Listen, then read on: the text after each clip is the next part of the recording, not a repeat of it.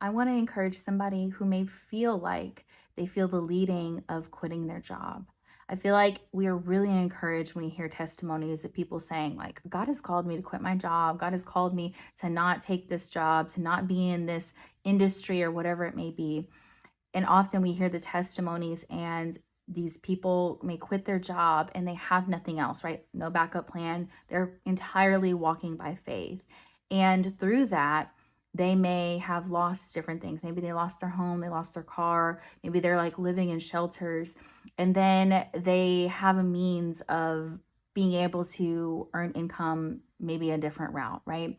I want to encourage people who may feel that prompting in their heart of like, I feel like God's calling me to quit my job, but I want to be able to take a twist and say, I encourage you to follow the leading of wisdom until you have vision. What I mean by that is that I cannot say necessarily how the Lord may have called you.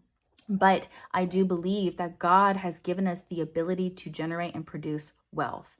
Often with the testimonies, and I have been in the same place before, where if I've quit my job and then all of a sudden I'm like, Lord, you are my provider, right? I trust in you to provide for me. And he puts it on the heart of someone else who has income, who is maybe working, who gives me money to be able to supply my needs right then and there, right? We can see the miraculous of God.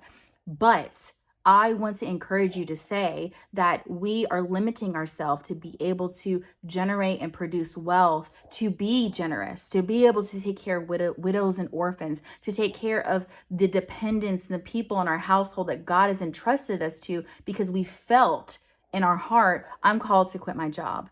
Maybe we may not, we may be called to more. Maybe we may be called to a different job or a different industry, right? Of where we are currently right now. But I encourage you to follow first wisdom. Follow first wisdom that says that my employer is the Lord. I work unto the Lord. And my mission field is where I'm at in my workforce. My mission field of to glorify Christ is to be representative of Him and to be in places maybe I may not want to be in and I may be uncomfortable to be in, but I'm going to use this as a mission field to be able to attempt to save souls for the Lord. I'm going to attempt to be in this place so that I can be able to generate wealth, not just for myself, but also to be able to give to my local church, right? To tithe to my church that I'm in my body of Christ, in the local body of Christ, so that they can be able to make an impact, to make a difference, to save souls, to partner with them in that financially. So I just really encourage you.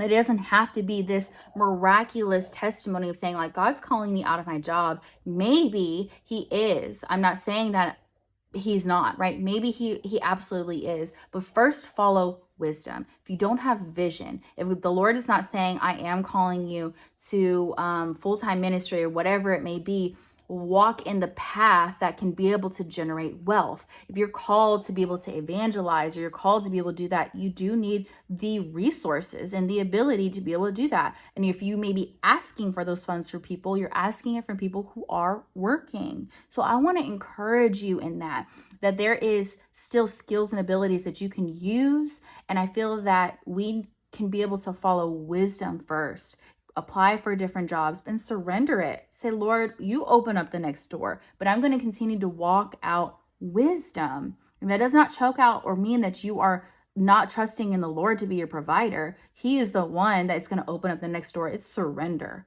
right? Live out in wisdom, surrender. And we also just need to be really careful, because then I sometimes question when we hear these testimonies of, I had no backup plan, I had no this and that, but then how can you be an impact for the kingdom? Because then at that point, God is having to supply your needs for your family, just for you, and you're not able to be this reservoir for Him because He's having to supply just for you and your needs and your family right then and there. Maybe it is a way to be able to increase your faith, but at some point there is going to be an overflow. There's going to be a launching from that season to the next of, now I'm going to be the one that has the reservoir where now there's an overflow of income so that I can be able to bless others and help them in their season where maybe God needs to prove Himself as provider, but that is not going to be a constant. I'm always going to be in this place where I'm going to have to pray for a miracle just for my bills to get paid. be careful with those testimonies. Be careful of letting that lead you, because just follow wisdom and allow the surrender of making the step of following wisdom and heeding to the voice of the Lord until you get vision. And so I pray this encourages you.